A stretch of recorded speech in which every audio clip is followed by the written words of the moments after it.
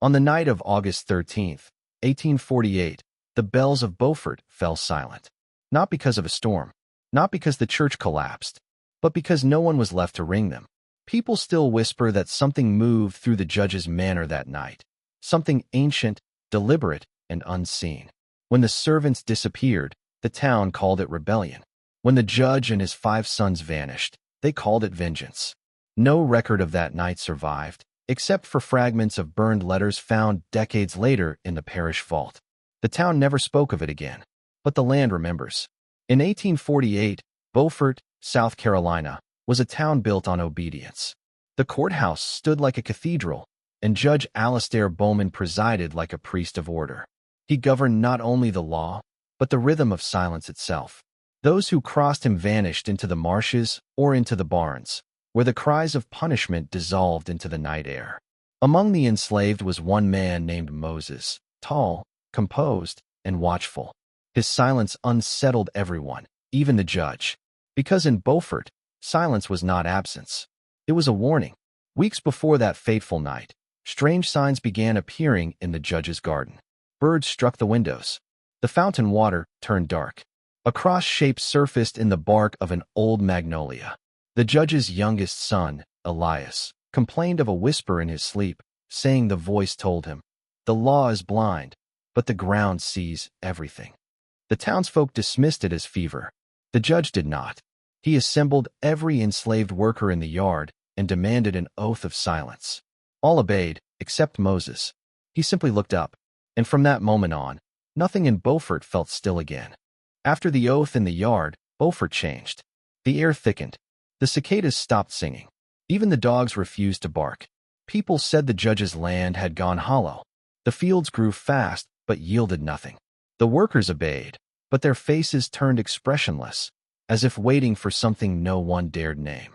Church sermons became longer, more desperate. Pastor Ivers spoke of divine punishment, but would not say whose sin called it forth. At night, the plantation lights stayed on until morning, proof that someone was awake in that house long after the family slept. And every dawn, someone new was missing. No struggle, no blood, just absence. As if the earth had quietly swallowed its witnesses. In early September, the judge announced a private trial to restore order. No one was told who stood accused, or of what crime. The courthouse doors were locked, the windows boarded, and for 3 days straight, muffled voices drifted from inside. When the doors finally opened, no verdict was posted. But the judge's sons were pale and sleepless. One was seen burning his clothes by the river. Another began praying aloud to no one. That night, Moses was ordered to bury something behind the courthouse. When a boy followed him out of curiosity, he returned white with fear and refused to speak again for the rest of his life. The boy died old, but his diary would one day describe what he saw that night in a single line. They buried the law itself. By the second week of September, the judge's household began to unravel. His eldest son disappeared first, his room left in perfect order except for a cracked mirror and a set of muddy footprints leading out toward the marsh. Then another was found in the chapel, kneeling, motionless, eyes open but unseeing. The doctor called it catatonia. The church called it guilt. The judge ordered all servants confined to quarters. But Moses was not among them. He had been seen last walking toward the magnolia tree, carrying something wrapped in cloth, whispering words no one could quite remember. And that was the last time the judge's authority meant anything in Beaufort. After that night, no one called him Your Honor. They only called him the last man who tried to silence the truth. After the disappearances, Pastor Ivers ordered the church doors sealed. He claimed it was for mourning. But an old woman named Clara, who cleaned the pews, said she saw him carrying ledgers into the basement late at night, records bound in red string and smelling faintly of iron. She said each book was marked with a single name and a date that had been crossed out.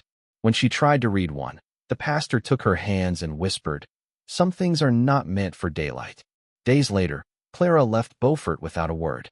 Her house was found empty, the stove still burning. Inside the church basement, the ledgers were gone, but a single torn page remained, its ink smeared into a phrase almost impossible to read. The law pays its own debt in silence. In 1903, over 50 years later, a man named Edwin Mallory, descendant of one of the judge's clerks, donated a small wooden chest to the local archive. Inside were burned scraps of court paper, fragments of a diary, and a map of the Bowman estate marked with 7 black crosses. Mallory's letter described a family curse but avoided specifics. He wrote only this: "My grandfather told me the judge tried to weigh justice on a broken scale. The one who fixed it did not kill him. He corrected him." When researchers later examined the chest, they found that the ink used on those papers was mixed with something unusual: powdered magnolia bark, the same tree that still stood behind the ruins of the Bowman house. Some said the bark was used as a preservative. Others believed it was part of a ritual meant to bind a truth too heavy for memory. In 1910, workers digging near the old Bowman property unearthed a stone slab beneath the roots of that same magnolia tree. There were no bodies, only names carved into the stone in a spiral, all leading toward a single word in the center: remember. The discovery made the newspapers briefly, but the article was retracted 2 days later. The slab was taken to the courthouse basement and never displayed again. Local children still told stories that if you touched the magnolia at night, you could hear breathing beneath the soil. Some said it was Moses.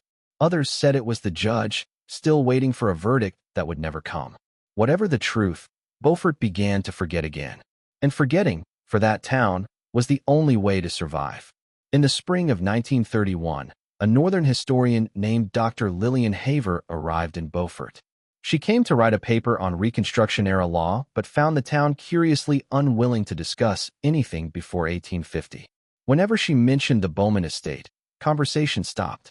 One evening, at a boarding house dinner, an elderly man leaned across the table and said, "If you find the judge's name in your books, close it before you sleep." Lillian smiled politely, but that night, she dreamed of a magnolia tree whose roots whispered her name. In the morning, she decided to visit the ruins herself. What she found there were fragments of bricks, a broken fountain, and a rusted key buried beneath the soil. When she lifted it, she noticed letters etched faintly along the stem. Lex. She knew enough Latin to understand what it meant. Law. Lillian's research led her to the old courthouse archives, where the clerk refused her entry. He said those records had been sealed by divine order more than 80 years ago. But curiosity has its own kind of hunger. That night, she returned alone. Inside the basement, behind a false wall, she found a locked iron box with the same LEX engraving as the key. When the lock turned, the air felt heavy, as if the room itself held its breath. Inside were court transcripts from August 1848, water-stained and half-burned. At the top of the first page were the words, "Trial of Moses Bowman, charged with the correction of Judge Alistair Bowman and his heirs." Lillian read those words 3 times, her pulse loud in her ears. She realized the judge and the enslaved man shared the same surname. Somewhere between ownership and justice, something had been rewritten. The next morning, Lillian visited the church to compare signatures from the old documents. Pastor Ivers's successor, Reverend Caldwell, allowed her into the archive reluctantly. She noticed that every church record from August 1848 had a thick black line drawn across it, except one, a sermon titled The Gospel of Silence. The handwriting matched the judge's own.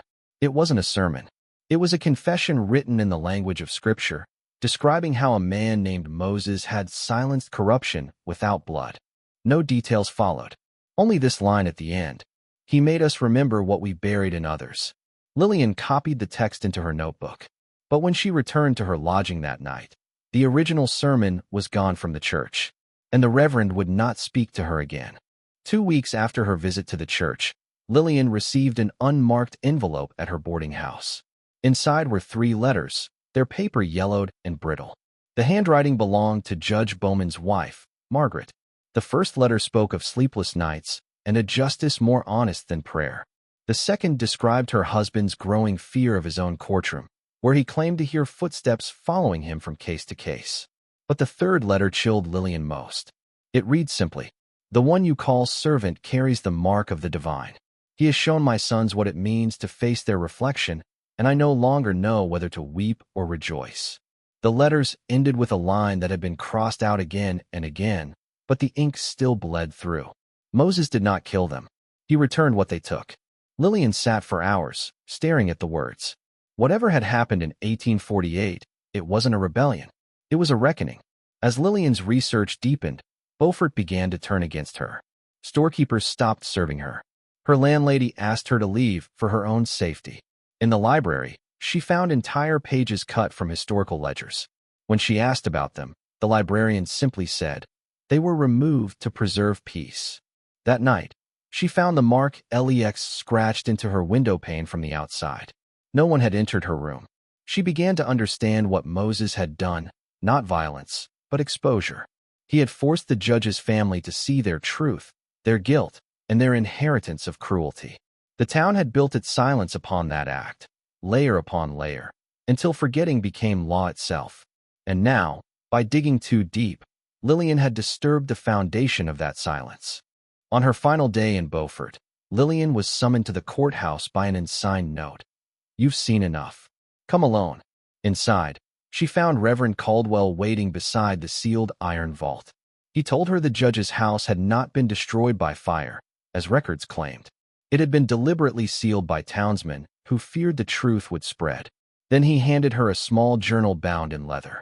It bore the initials MB.